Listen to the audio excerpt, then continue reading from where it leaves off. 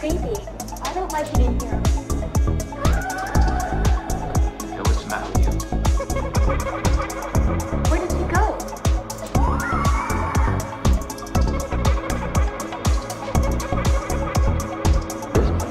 Wild. Put your soul into it.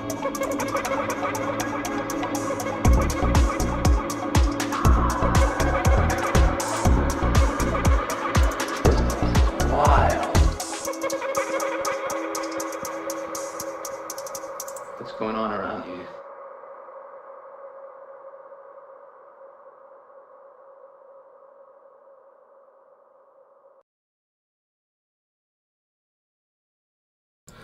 And hello, everyone, and welcome to Haunting Live podcast this week. Thank you so much for tuning in, and thank you for watching us live. If you're live here, for tuning in, we are here live on YouTube, and don't forget to subscribe to our YouTube channel if you like what you see here under our content. We are here each and every week with a brand new guest, and talking about spirit and mediumship and paranormal things on our show. So if you like what you see here, don't forget to like our videos. That does help us out a lot. Also hit that subscribe button, and don't forget to also follow us on our other social media. We are on Facebook and Twitter and Instagram as well, so we would love to have you follow us over there.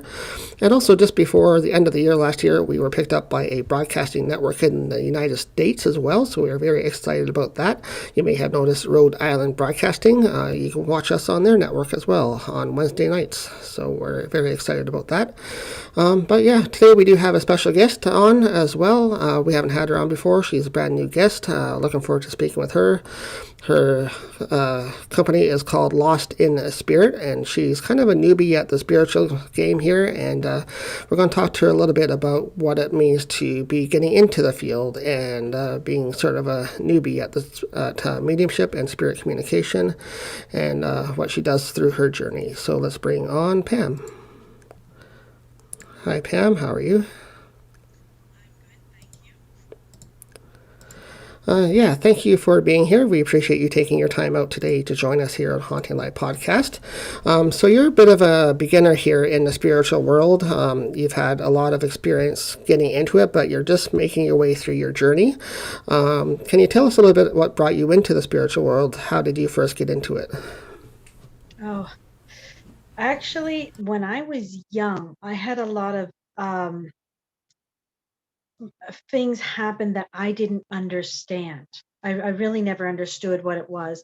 I was an empath right from young, and I pick up emotions and feelings, and I couldn't figure out why I would feel very upset when I had no reason to be upset, or the ability to pick up and read the emotions of animals. And I actually became an animal caretaker. I specialized in animals that had mental issues, social issues, physical issues. And I felt that was, as I started to learn later in life, I realized that that is because I was an empath. Um, I felt like in the situation I grew up in, it was not acceptable to be something like that. When I decided to branch out and started learning, I went through a transition in my life where I actually beat my disability by a great deal. And in learning to live without my medications, I don't recommend anybody doing this, but I decided it wasn't helping me, so I decided to go off my medication. And that's the first time I saw a full-on apparition, and freaked me. Yeah, it would for sure. Now, did you think that seeing that apparition, being sort of new to that, was that something you thought was a side effect of the medication you're on, or was it something that you thought was, okay, this is a natural thing I'm seeing, or? Well, the weird thing is I have a feeling that the medication was repressing who I was. And it was a ghost. I was going on a ghost hunt. I don't care for that particular term, but it was a ghost hunt we were on. And when all of a sudden I come up and I could see this male figure standing in front of me, and I could describe exactly what he was wearing, how old he was, and all this. And it's like, I've never seen this before, but I've been off the medication for almost 2 months at this point. I kind of got the feeling that the medication was repressing my abilities. in some cases, for some people, that's a good thing. In my case, I found it was a good thing I started learning who I was. When I started exploring this more and more, I found that the more comfortable I came exploring my abilities into this, the less side issues like depression and anxiety I started to have. More comfortable I am talking about it, the less of these issues I had and the less I needed the medication. That's really good that you could sort of self-diagnose a little bit and determine the difference between, okay, what am I seeing is real, or is this something that was induced by the medication, or like in your case, you figured out that it was actually being suppressed by the medication, so it actually benefited you to not have that, right? That actually opened you up more to the spiritual world. Mm-hmm. I had a tool on me too. I had a Ghost Meter Pro that I like, and I was able to. It was a click, a thing switched to my brain, and when I would use that, I could ask the question, but before they'd even respond on the ghost meter, I already knew the answer. So I was not only was I excited that I was getting something, but I was getting a cooperation from a tool that I had as well. So which made that helpful. Yeah, you were kind of getting like confirmation that you were picking up the spirit that you were picking up because the tool was verifying that there was something there. Yeah. Yeah. Do you find that tools actually help you along the way because you're sort of new into the spiritual realm? You're kind of feeling your way through your journey. Is it finding that it helps you along using tools that way, or do you find them more of a hinder? I like to use the tools as a springboard. If I'm a little stuck, I'll use a tool, but then once I'm going, I find I can't wait for the answer from the tool. I already know the answer. So I like tools when I'm stuck, or if I'm with somebody and they don't have my abilities. So if I ask a question, I answer it, and then the tool answers it. That that helps them understand that, yeah, I'm actually seeing this. So I don't rely on the tools because I find they can bog me down. They really can if I'm already on a roll. So Yeah, for sure. Tools sometimes kind of help you out when you're trying to determine, okay, what am I looking at or what am I feeling? You can kind of lean to the tool to be like an aid almost in investigation work. But do you find then it's better to not use tools? Say you're just beginning this. Would you recommend somebody use tools as a help, or would you rather see people kind of go on their own ability if they're just getting into this? if they're just getting into this, find a good teacher to start with, depending on what you're doing. If you're doing cards or if you're doing actual psychic readings or something like that, find a good teacher to start with. Of course, if you're reading cards, then yes, that's a tool to start with. If you're going in and you're doing ghost hunts, a lot of places will advise you on what to use. They're a good confirmation, especially if you're just starting out. It's a good confirmation. I would never say stop using tools. If it's really comfortable for you, then go ahead. I wouldn't say stop. I mean, some people can use them, some can't. I did a dinner in the States where we interacted with spirit, and they had I'm not sure if it was an ovilist or something like that, where that lights up if there's a lot of energy.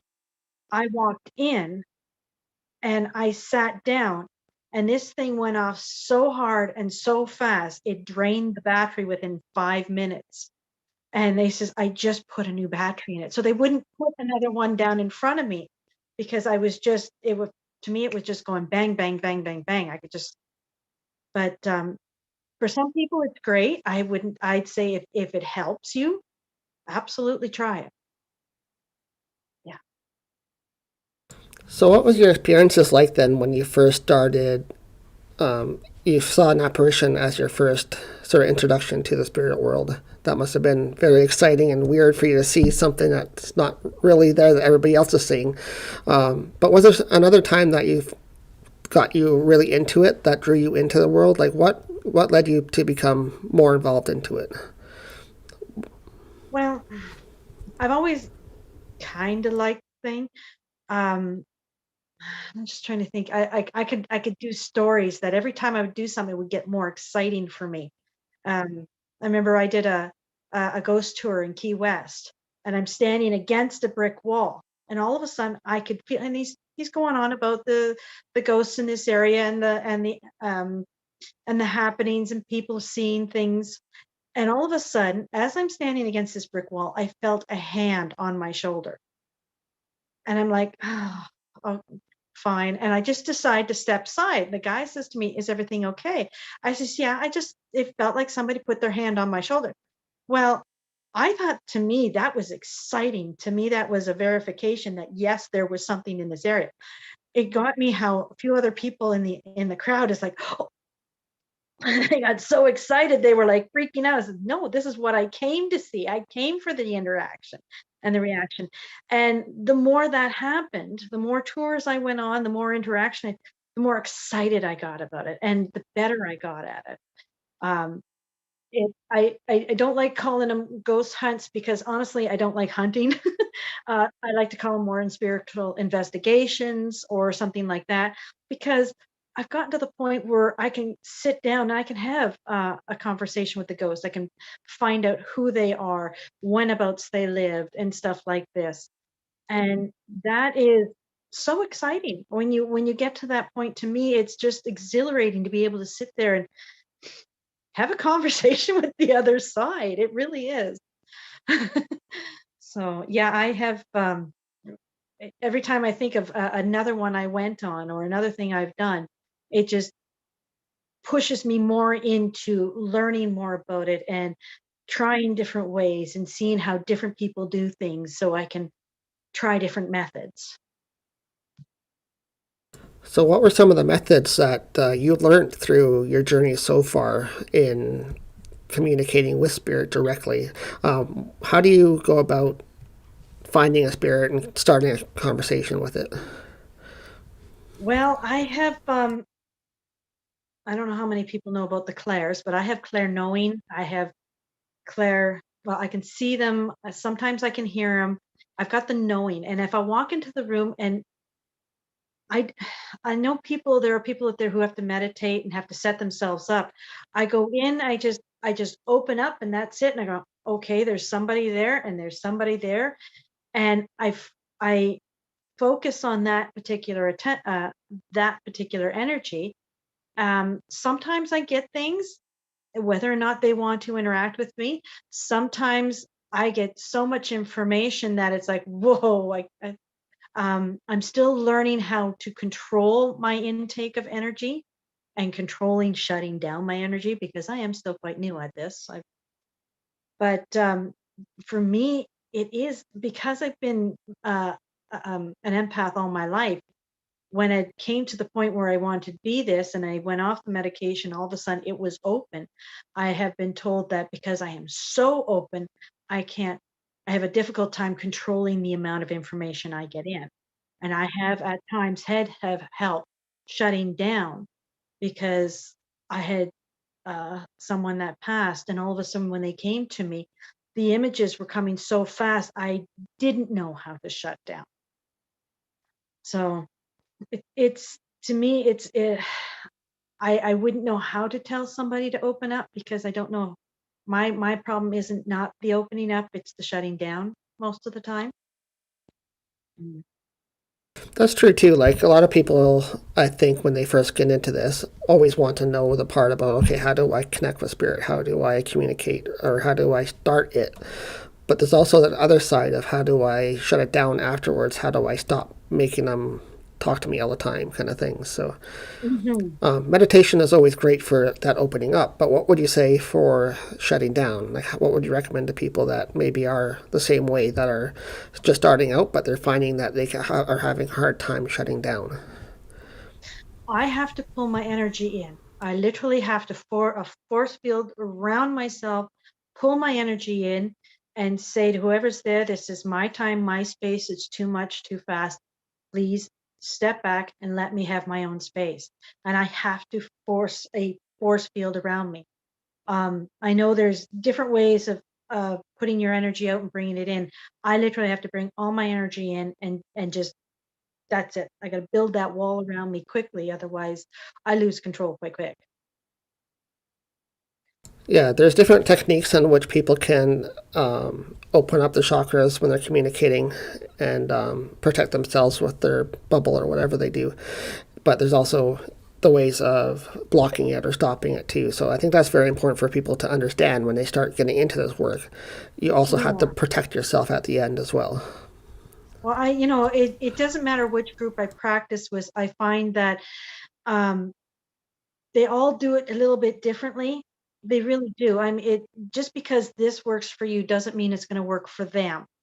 I would suggest anybody who's doing this go to several different avenues. Find out, even if this person say, "Oh, that's no good," try it anyways because it may work for you. And nobody's ever the same. Nobody's ever the same. Yeah, exactly. And you're not going to know what works for you until you try it out and see what happens when you're dealing with that energy, right? So, aside from spirit communication and some of the experiences you've had during your journey so far, you mentioned to me that you also enjoy connecting with spirit animals. So, Oh, tell us a little bit about what drew you into that sort of end of things and what started you on the spirit animal path. well, as I said earlier, I've always been able to connect with animals, and for 30 years I was looking after animals that had social and you know anxiety, whether they had mental or social disabilities. I always seemed to understand. I could read them. I could help them. I can do other people's animals much better than I can do my own because I am emotionally involved. That doesn't work. So a couple of years ago, then I decided I was going to expand on that, and I took animal communications course, and I just when I'm sitting there, we were doing it in a barn, so we were surrounded by animals, and we picked one, and it really surprised me because I says, okay, I'm told I need to communicate with this one horse. And he says, okay, but we've only had her 3 days. And I thought, okay, but I really think this is the one. I said, okay, fine. So I sat there and I started communicating with this horse. It was amazing the information. She was telling me what she had, where the pain was. And then all of a sudden she said cortisone. And I'm thinking, okay, fine. And so I would talk to her, and then when it was time to do this, I was telling him everything. I said, now I don't understand. Can you give horses cortisone? Because I'm getting the word cortisone with her. And they says, today is the first day she had her shot of cortisone. And I thought, well, that was fantastic. And we had made a bond that night when I had gone over to the truck stop to bunk down for the night because it was a 2-day course. Um, I end up connecting with this horse again, and she was telling me her fears and all this type of stuff. So I relayed that to them the next day, and they were confirming everything I was saying. I felt so excited that this was something I could do. I had another incident with that horse probably about 6 months later. She came to me, and I'm like, okay, I don't talk to an animal without the owner's permission. That's just not supposed to be done. But I couldn't get this horse to move on. And all of a sudden, my ears started burning. I was having a lot of pain on my side. So I did contact the owner. I says, I'm sorry, I know I'm not supposed to do this. It turned out the horse had an ear infection, which is very rare for a horse, apparently. I felt very honored that this horse was comfortable enough to come to me 6 months after we had met. I really love that type of communication when I can help an animal. I have done a few readings since then, and to me, animals are honest. They're not going to dodge around the bush. They're just going to tell you exactly how they feel about something, and I like that personally. So, as you notice, I got my babies up there. Yeah, no, for sure. I think animals are very direct in the way they not only communicate if they're in spirit, but communicate with us day to day as well. Like they want something, and they're going to tell you right away what they want. So Yes. yeah, I do find it harder to communicate with my own animals because I am so emotionally invested in them.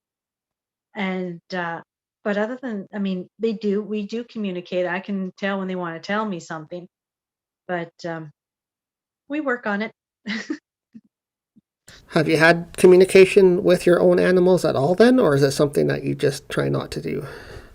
Actually, I have, and I think the one that struck the most, excuse me, I might cry during this one, is back in May, we lost our little Dottie, and she got really, she was fine in the morning, and she got really, really sick. We took her to the vets for an emergency appointment, then we took her to the animal hospital, and I found out that she wasn't going to make it, so we were going to rush back in. I was sitting in the back of our vehicle, and I was trying to communicate, and I did make contact with. And I says, it's okay. You'll be fine. You're going to be with your mommy again. And we had a really beautiful little short conversation. And 10 minutes later, she was gone. It was the permission she needed to go. Sorry. So, yeah, it was hard, but it was a comfort that I could actually talk to her without being right with her. And I wouldn't trade that for anything. I really wouldn't. No, for sure. It's definitely a gift to be able to do that, especially when it's a loved pet like that and it's a family member as well. So it's awesome that you're able to communicate right before the end and help her on. So, Oh, yeah. Yeah. how do you see this going in the future then?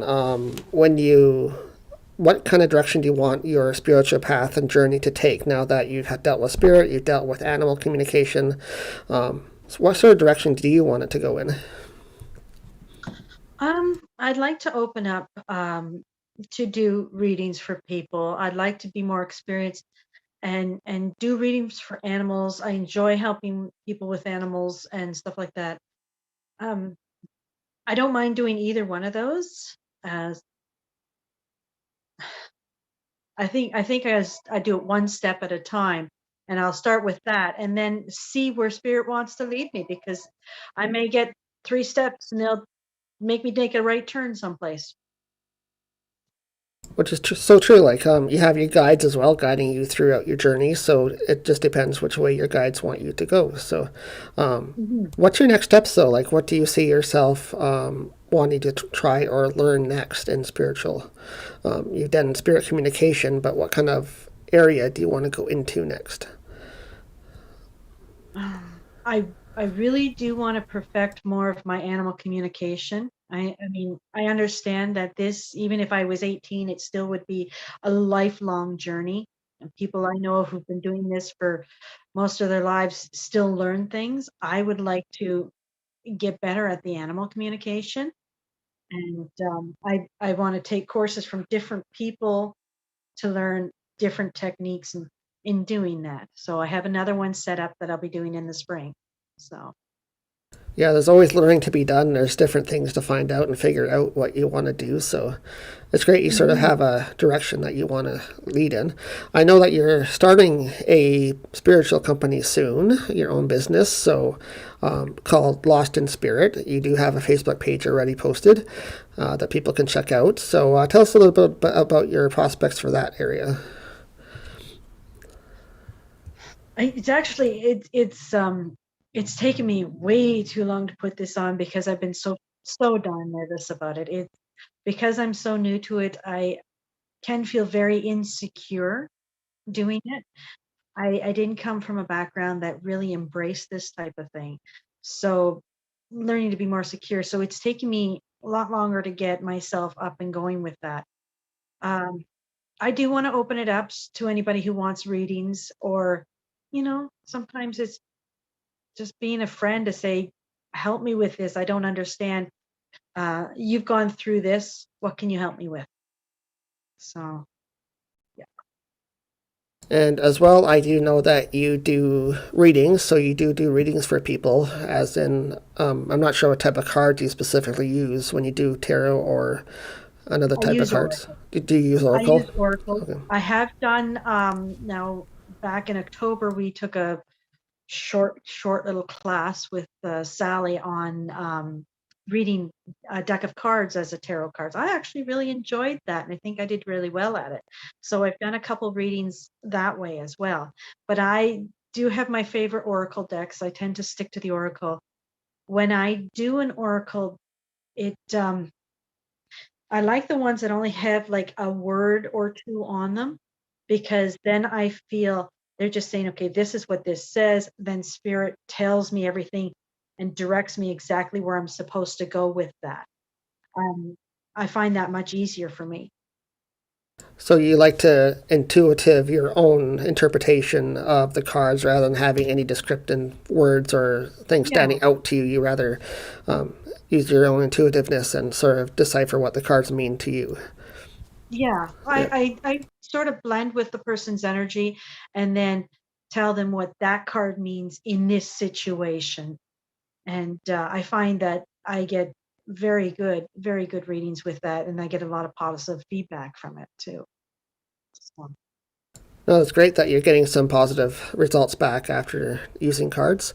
I know you have started anyway doing some readings with my partner here at Haunting Live, Chris, Divine Oracle Readings. You guys do it on Saturday nights together. At least you've done a couple episodes already of your own. So I encourage people to check that out if you want to talk a little bit about what that's been like so far. Poor Chris. I get in there, it's like, I'm sorry, Chris, you're just out of the picture. I just take in and I'm having a blast. And I really enjoy leading people and trying to encourage them, and because I was so self-conscious and so afraid just to say sometimes it's nice to say, you know what, spit it out. Don't think about it. Your brain will mess it up completely. I like just going right in there and focusing them. Poor Chris is like, well, this was mine. I'm like, I'm sorry, but you invited me in and I'm gone. And I really enjoy that. So yeah. So hopefully we'll do well with that, and we'll get some good followers on that. That would be nice. No, I think it's wonderful that you can collaborate like that and do a joint sort of online virtual reading for people, because the format we use for that really works well, because you can see the person right there, you can read their energy, and they can communicate at the exact real time that you're doing the reading. So you don't have to like do email or anything like that. So I think it's a wonderful way to do it. I love technology. It's come so far. We could do such amazing things with it. I know one of the classes I join in on during the week, they're over in like Washington, and there's like 12 of us who join in, and we're all over North America. So, and it's great because we're one-on-one at that moment, and I think that makes it much easier, especially for beginners. Yeah, and that's our topic for today, is beginning your journey into spiritual mediumship, whatever area you're into. There's always a journey and a starting point for your journey. So thank you so much, Pam, for talking to us today about your spiritual journey, what you do with spirit, and hopefully it will incite some people to start their journey as well. Thank you very much for inviting me. Yes, I had a good time. Thank you. You're welcome back anytime. Have a great rest of your weekend. Thank you. Bye-bye.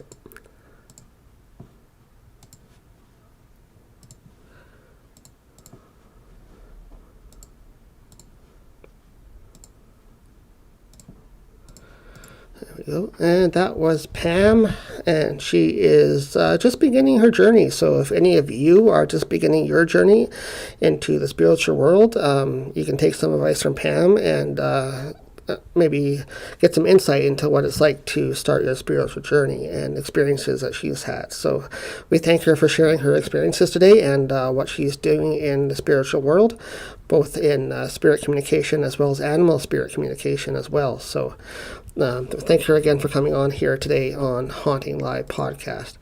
But this is Haunting Live. Thank you guys so much for tuning in. We are live right now. We're live every Sunday at 4 o'clock right here.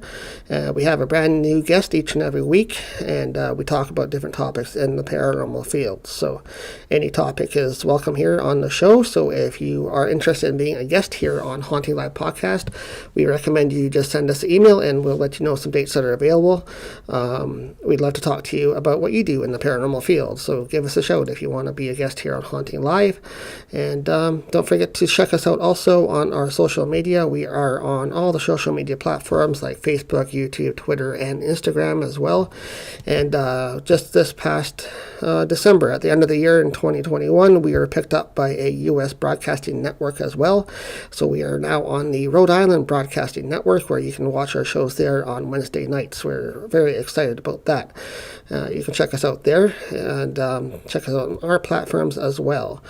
Also, don't forget to subscribe to our email list. We send out an email to our subscribers every month, and it just gives you an up-to-date things what's been going on here at Haunting Live, with some featured podcast guests that we had on recently. Also, things that are coming up for the next month before they come on the show here, so you get to find out what's happening for the next month ahead. And other great features, just check out our mailing list on our website, which is HauntingLivePodcast.com. Also on our website, don't forget to look at our merch page. We have a lot of great items available for sale. We do have a merch section as well called Spiritual Merch, things we use in the paranormal field, like smudging items and different things like that. So we have smudging items, crystals, we have handmade items and craft items and different things like that. So anything you need in the spiritual field that you use day to day, like for smudging or cleansing, we have that available for you on our Haunting Live podcast merch page. So go check that out. Other than that, thank you guys so much for tuning in. We'll be back here next week with a brand new guest, and we'll be talking to them. So we look forward to seeing you guys next week. Thanks for tuning in. Have a great rest of your weekend.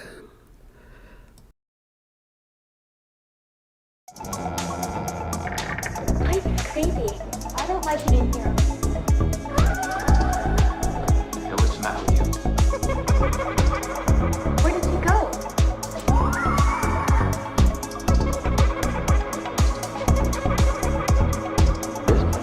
Wild. Put your soul into it.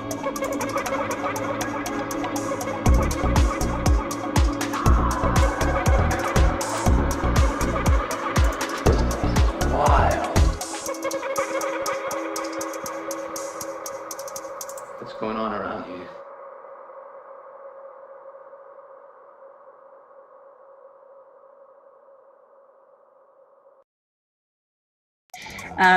And began working with healing of the land, and because it felt like such a massive project, started teaching everyone who wanted to learn.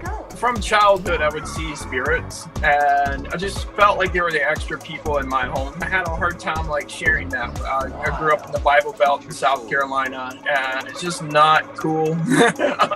Or it's frowned upon. It's demonic or woo, scary. I've always been a spooky kid. I love everything paranormal. I don't have a memory where I didn't believe in magic and the paranormal. I use my intuitive abilities to help people identify their inner self. So have a deeper self-awareness. And through that, I'm able to help them see different perceptions and different belief systems that might be preventing them, exploring their journey.